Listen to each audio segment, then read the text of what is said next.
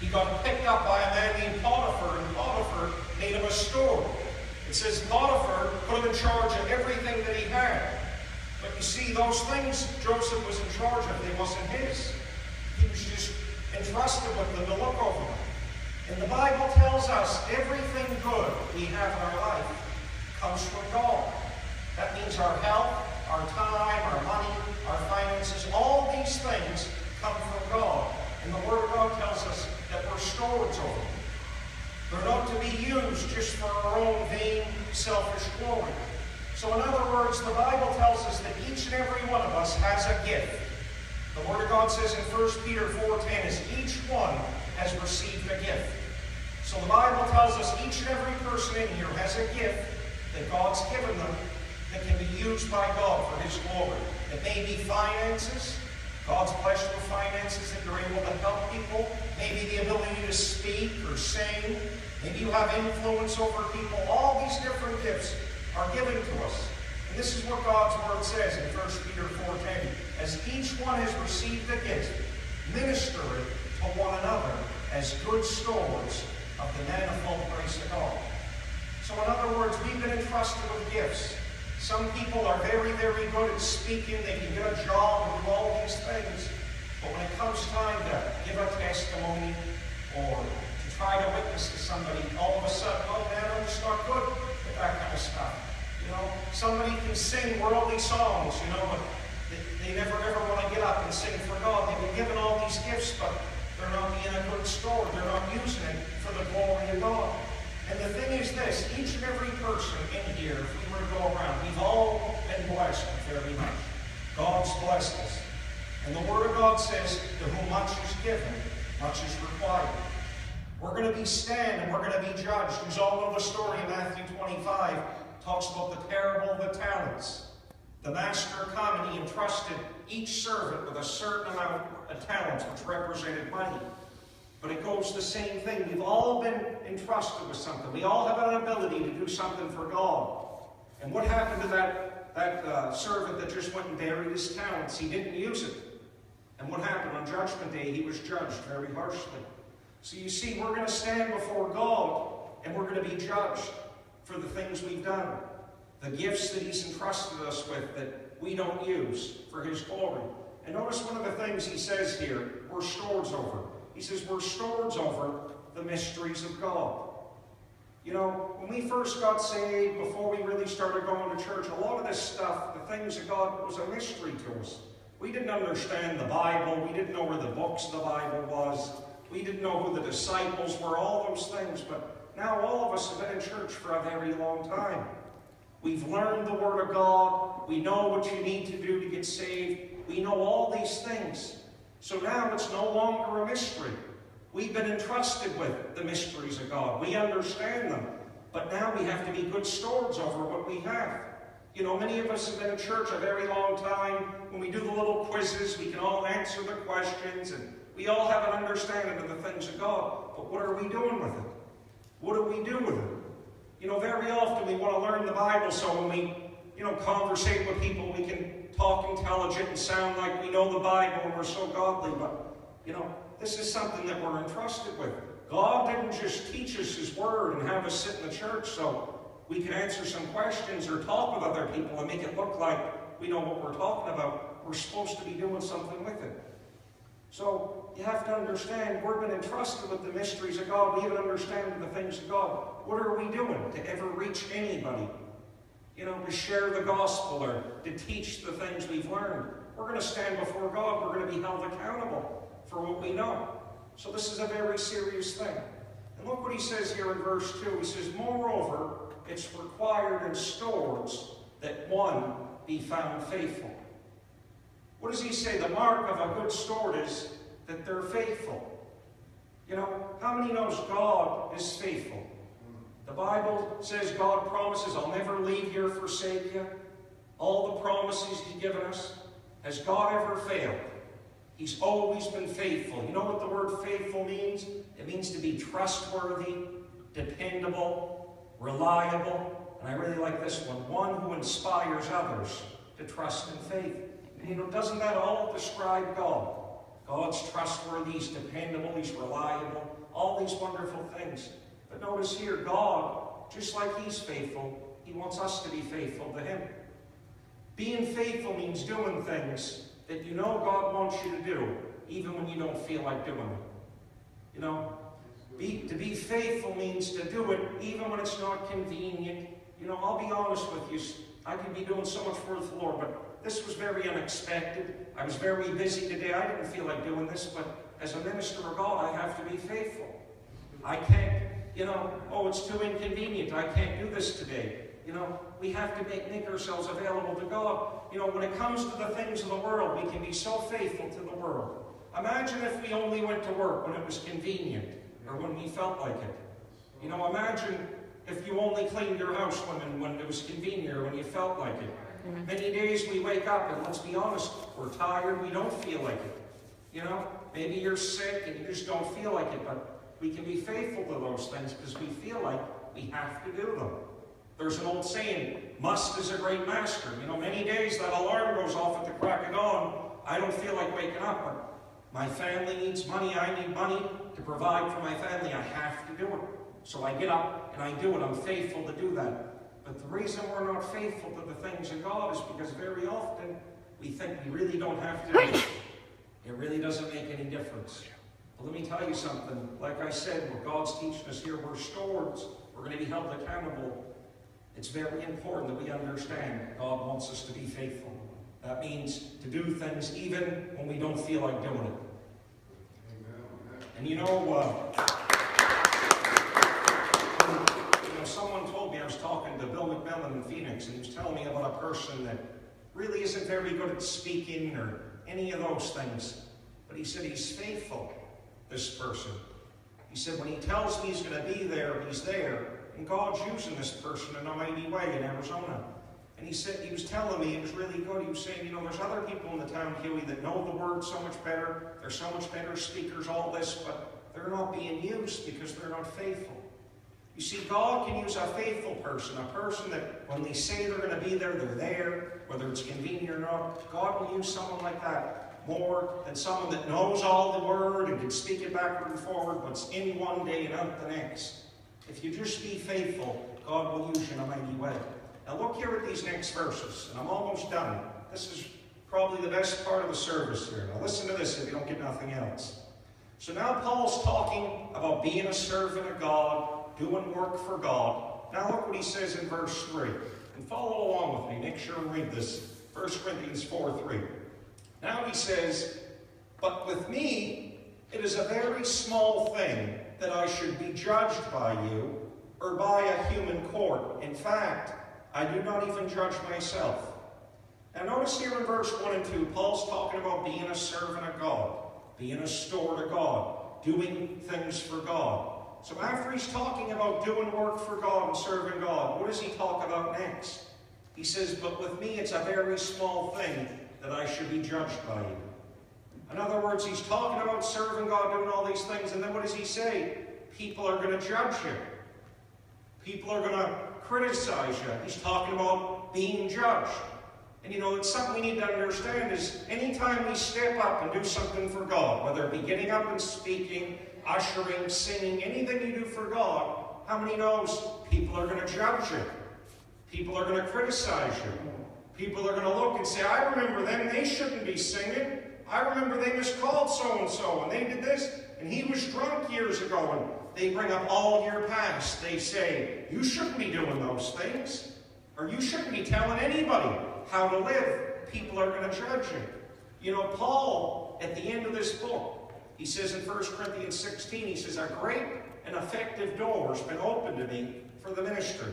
What does he say? God's opened a great door. A great effective door has been opened, but he says there's many adversaries. Whenever God opens a door for you and you begin to do something for God, the devil's going to come against you. And one of the ways he comes against you is with persecution. And, you know, we read about people getting, you know, killed and stoned even today for their beliefs. We aren't experiencing that. But that doesn't mean we don't experience persecution. People are going to miscall you.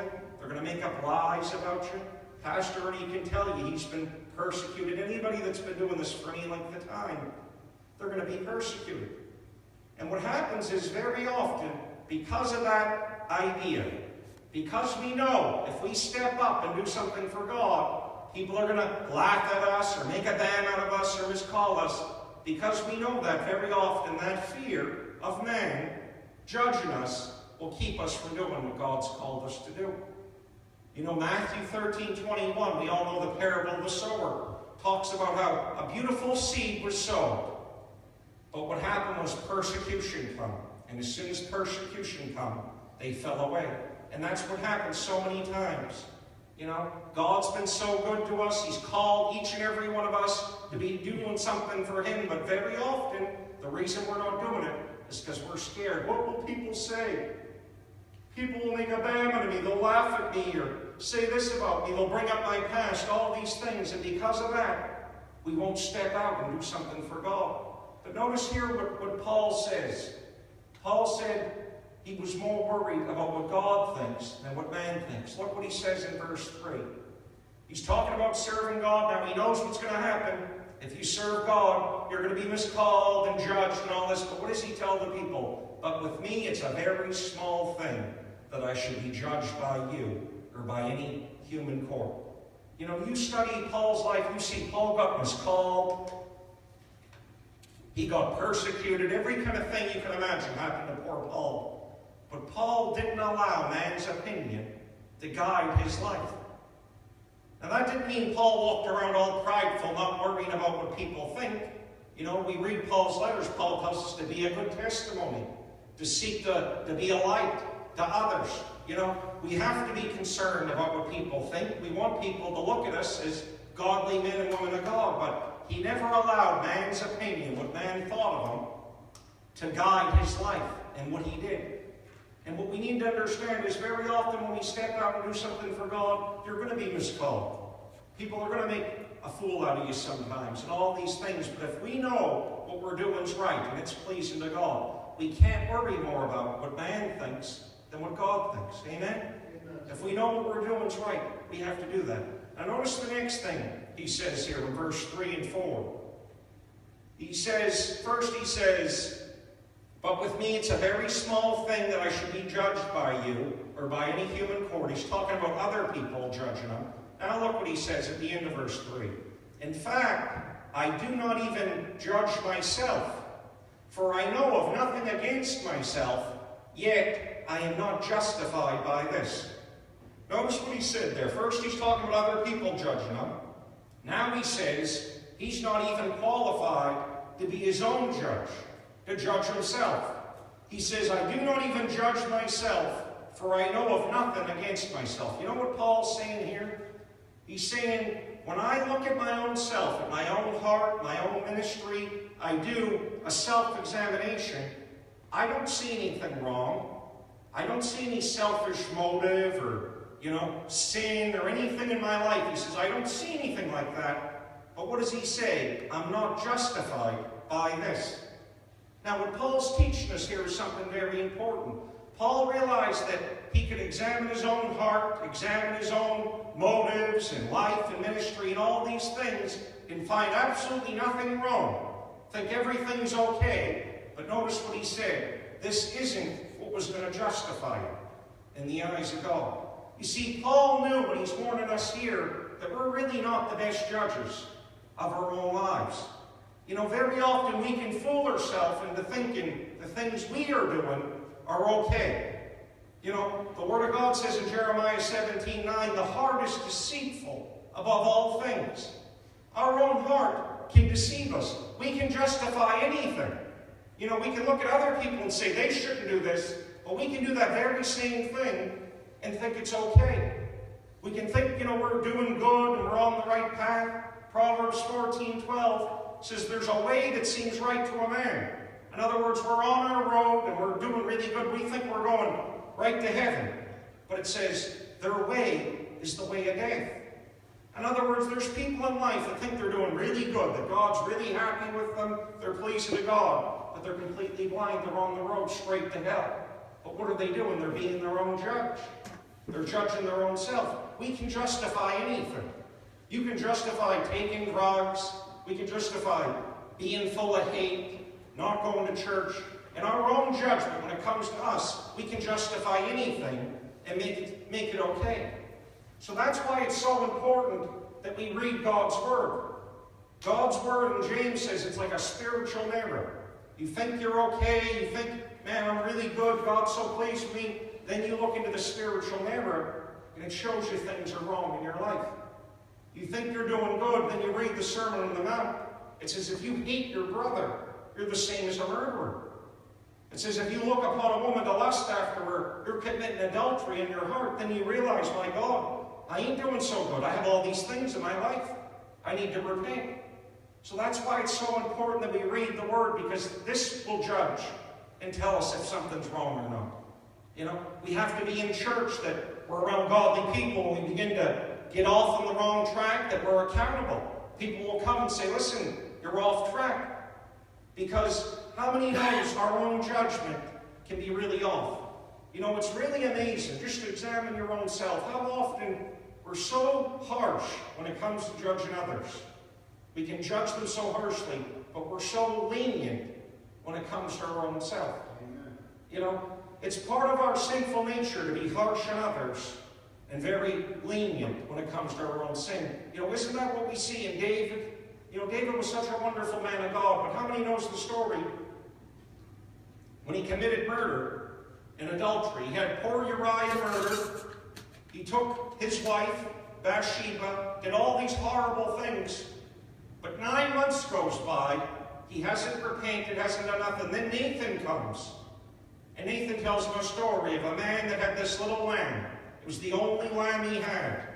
And someone come and killed it and took it from him. And what happened? He was completely outraged. He couldn't believe that someone would do this. He said, they're going to be judged right away. And Nathan said, you're the man I'm talking about. You see, he was outraged when he heard about this other person's sin, but he wasn't outraged at his own sin. And isn't that exactly how we are? You know, we miscall people for holding on to grudges. Oh, they're just so full of hate. But how often are we full of hate? You know, you miscall people when they don't come to church. You know, well, they're backslidden. They miss the Tuesday night men's meeting. But if someone else misses Thursday night service or some other service, they're not backslidden. I'm fine. I didn't feel like going that night. I'm fine. But when other people do the same thing you do, you judge them.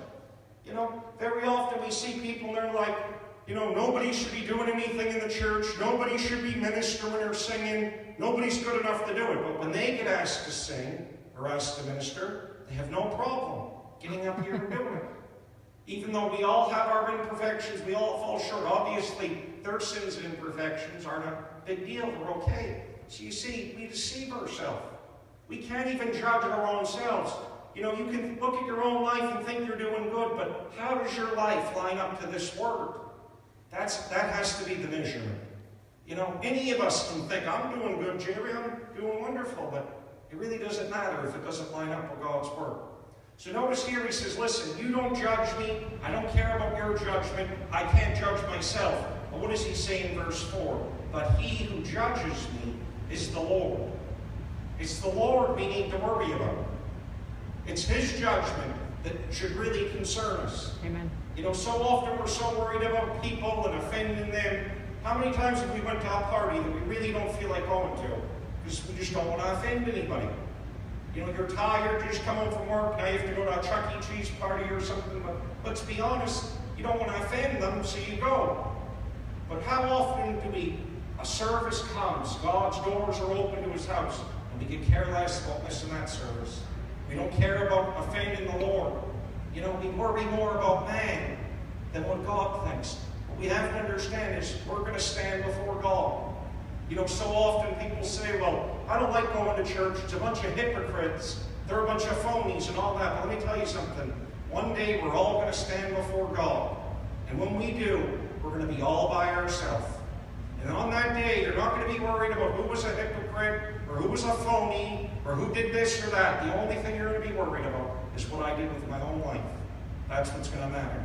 And that's what we have to keep in mind. Like I said, we're stewards. Remember, he's talking about being a steward, using what God's given you in a God-glorifying way. We're going to be held accountable for what we have.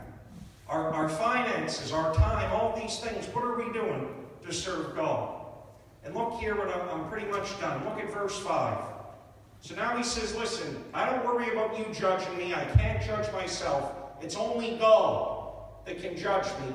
And then what does he say in verse 5? Therefore, judge nothing before the time, until the Lord comes, who will bring both the light, the hidden things of darkness, and reveal the counsels of the heart, that each one's praise will come from God. What does he tell us? He says, listen, leave all the judging up to God. God is the only one that's truly qualified to be a judge. Only God knows what's going on in people's hearts. You know, very often I talk to people, and I'm guilty of it myself. Very often we're mad at people, and we have resentments towards people, and very often we think we can actually read minds, and we know what's going on in people's hearts. I was talking to someone a couple of weeks ago, and they were aggravated at somebody, and they were telling me this and that, and he was said this to me and all that. I said, did he really say that to you? No, he didn't say it, but I know he was thinking it. Like, we can read people's minds. In other words, like, we know what's going on. And how many times have we thought someone was thinking something, you know, or was trying to do something, and they were wrong? We're wrong. I can't tell you how many times I thought someone was doing this or doing that and thinking that, and later I found out I was completely wrong. It was my complete imagination. So you see, we're not very good judges. We're very limited in our ability to judge people. You know, when Samuel, who was a great prophet of God, come to anoint the next king after Saul, he went to all of Jesse's kids. He said, man, this one looks like the king. Here, I'm going to anoint him. God said, no, that's not the man. And finally, it come down to young David, who was the least likely to be a king. And God said, that is the one I want you to anoint. And this is what he said to Samuel after that. 1 Samuel 16:7. For the Lord does not see as man sees. For man looks at the outward appearance, but the Lord looks at the heart. You see, God can see past all of it. We don't need to worry about trying to understand what somebody's maybe thinking or doing. Or, you know, we want to get justice and we've got to get back. Listen, in the end, if someone's doing something wrong, believe me, God's going to take care of it. And that means when we're doing what's right, when nobody sees it, nobody pats you on the back, nobody maybe even knows all the good you're doing, God sees it, and He's going to reward you. Look what He says at the end of verse 5.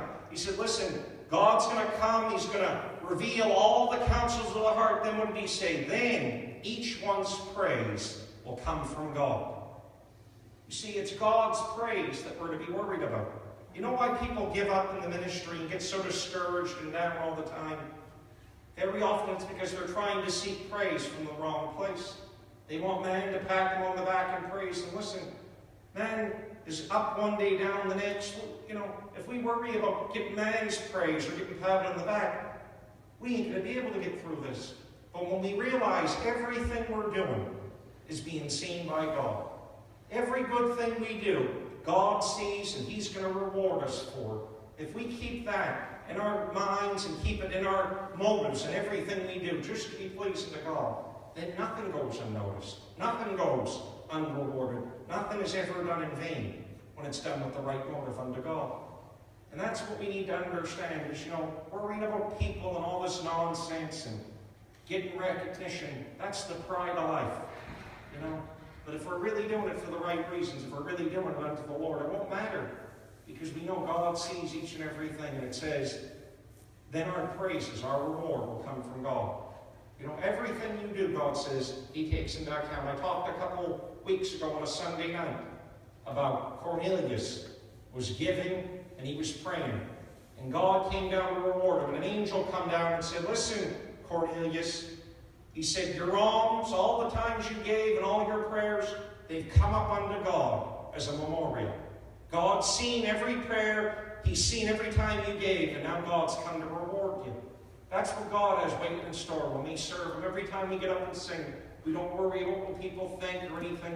We just sing unto the Lord. If we minister or do whatever we do it unto the Lord. After everything else, God died on the cross, and now we have an eternity in heaven. If He didn't do nothing else, that would be more than enough for all of eternity to praise Him. But what kind of God do we serve? Not only does He promise that He'll give us eternal life in heaven, but He's going to give us rewards for all the good things we do unto His name.